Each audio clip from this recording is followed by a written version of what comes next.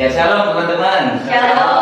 Kabarnya Baik. Ya, pada malam hari ini kita akan belajar bersama-sama melanjutkan pembelajaran kita dari apa yang kita pelajari beberapa minggu ini tentang membangun komunitas. Jadi teman-teman masih ingat beberapa hari ini atau beberapa minggu yang kita pelajari tentang materi kita bagaimana membangun komunitas itu, dan hari ini kita akan bicara tentang poin yang keempat tentang membangun rumah atau membangun komunitas itu apa yang harus kita lakukan, ya. Jadi teman-teman ada ingat tidak tentang ada permainan Among Us, ya, Among Us atau Among Us, tidak tahu istilahnya, ya. Jadi dalam permainan itu ada satu yang menarik kan, karena yang di sana diajarkan bagaimana kita harus selalu mencurigai semua orang, karena semua orang yang ada di antara di dalam itu bisa saja itu orang-orang yang musuh kita di dalamnya. Nah, teman-teman, kalau kita berbicara tentang komunitas, sebetulnya harusnya berbeda sama sekali dengan ini. Karena kalau kita membangun komunitas tapi umpamanya Ella mencurigai Romi mencurigai Febri umpamanya, ya kan masalah, ya kan? Jadi apa yang harus kita lakukan? Kalau kita membangun komunitas yang baik, kita mau coba bersamakan persepsi dulu. Jadi seperti apa sih semestinya membangun komunitas yang baik itu? Nah, tentu apa yang kita pelajari ini kita dasarkan dengan kebenaran firman Tuhan. Yuk kita baca sama-sama kebenaran firman Tuhan ini. Demikianlah kamu bukanlah lagi orang asing dan datang, melainkan kawan sekeluarga dari orang-orang kudus dan anggota-anggota keluarga Allah, yang dibangun di atas dasar para rasul dan para nabi, dengan Kristus Yesus sebagai batu penjuru. Jadi poin yang malam ini saya mau ajarkan kepada kita adalah bahwa satu prinsip yang kita perlu ingat, kita itu keluarga. Apa? Kita itu keluarga. Jadi teman-teman termasuk saya di dalamnya itu keluarga. Nah, apa yang harus ada di dalam keluarga? Atau prinsip-prinsip apa yang kita harus bangun di dalam keluarga? Nah, teman-teman, ketika kita berbicara kita sebagai komunitas, ya, apakah komunitas pemuda secara umum kita P3MI atau nanti kita akan membangun komunitas yang lebih kecil, teman-teman harus menyadari prinsip-prinsip ini, prinsip keluarga. Di dalamnya ketika kita berbicara keluarga, berarti di sana harus ada yang namanya saling jujur dan terbuka.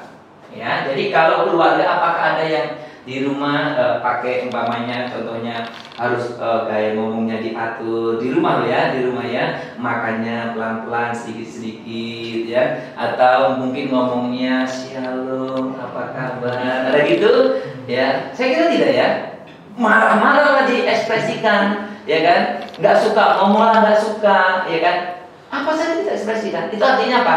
Jujur, terbuka. Nah, itu nggak bisa kita lakukan di tempat lain kan, hanya bisa di mana? Di keluarga, ya kan? Teman-teman nggak tahu kalau di gereja ini masih jaim atau apa adanya, ya. Biasanya sih ada apa adanya atau ada apanya. Biasanya ada apanya ya. Rata-rata orang masih jaim.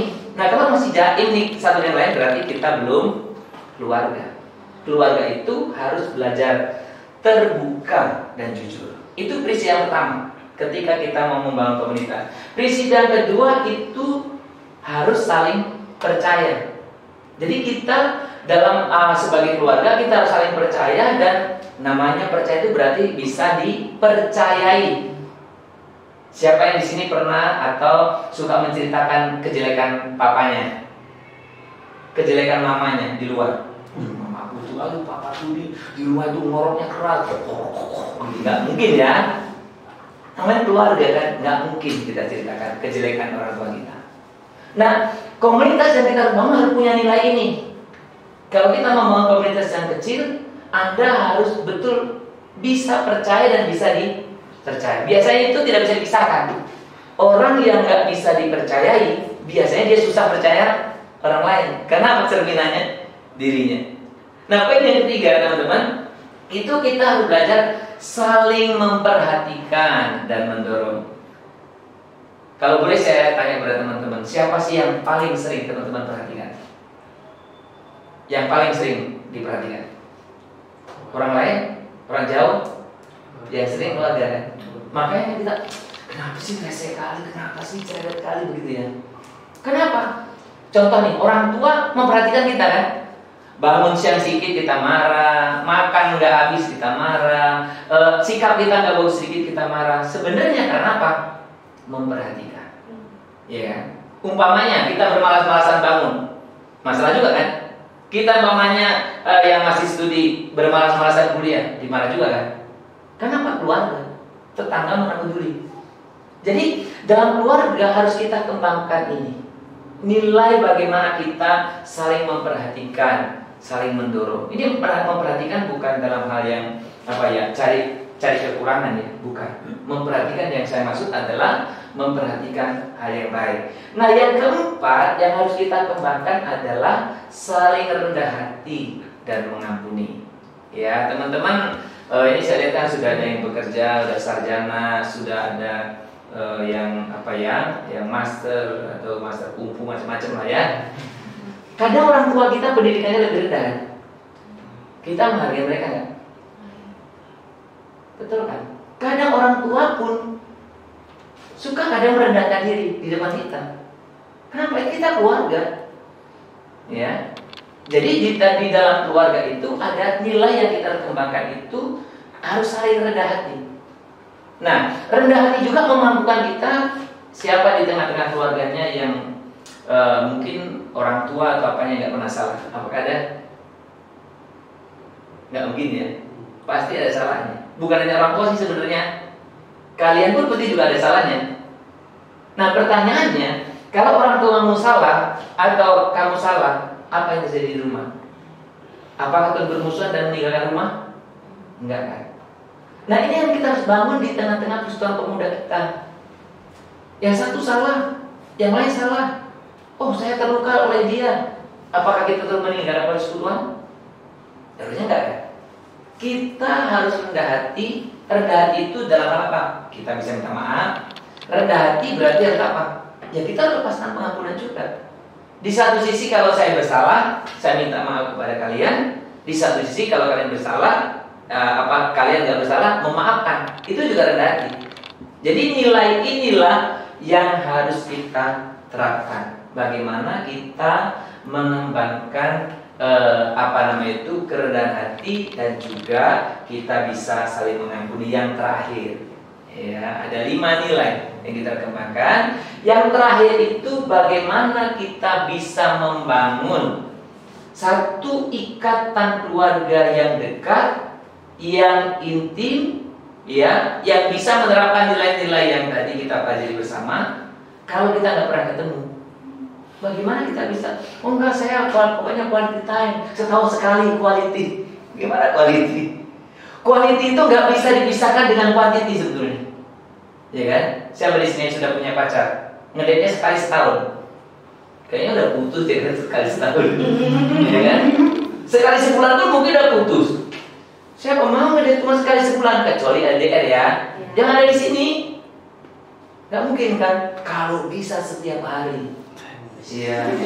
Jadi kualitas itu nggak bisa dipisahkan dengan kuantitas. Nah, makanya bagaimana kita dalam persekutuan kita bisa memiliki kualitas yang tinggi kalau kita nggak pernah ketemu. Nah, makanya kita membutuhkan untuk kita mengadakan pertemuan secara berkala dalam komunitas ini. Jadi teman-teman, hari ini kita sudah belajar nilai-nilai apa yang kita harus bangun dalam komunitas. Membangun komunitas, membangun rumah, berarti membangun intimasi, keintiman. Teman-teman, yang terakhir saya katakan begini.